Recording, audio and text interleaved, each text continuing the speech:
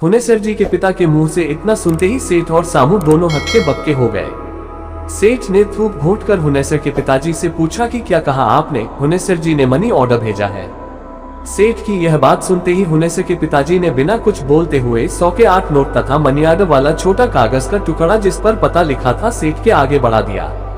सेठ जल्दी जल्दी उस कागज के टुकड़े को उलट पुलट कर देखने लगे।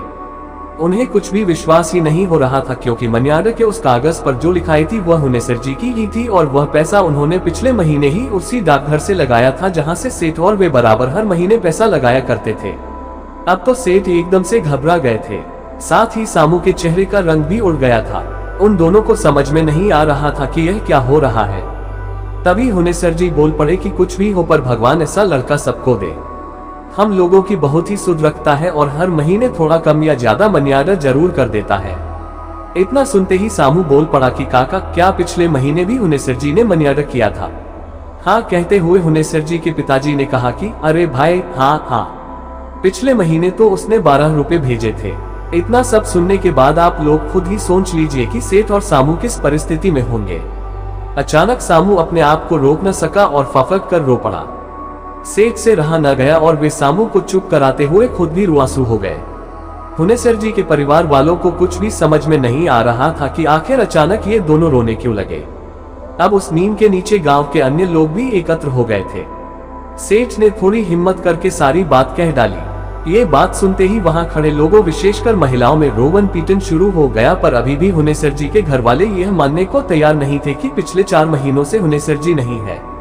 अगर हुनेसर जी नहीं है तो इन 4 महीनों में जो 3 बार मनी ऑर्डर आए हैं वह किसने भेजा है? हैंडराइटिंग तो मुनेसर की ही है।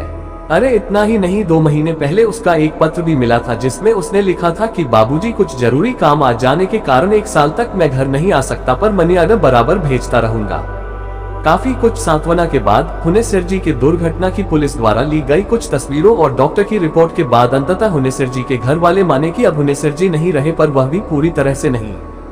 गांव वालों और कुछ हितनाथ के कहने सुनने के बाद हुनेसर जी की अंतिम क्रिया संपन्न की गई। सारे कर्म विधिवत संपादित किए गए। इसके बाद हुनेसर जी के दोनों भाई सेठ के पास कोलकाता चले गए।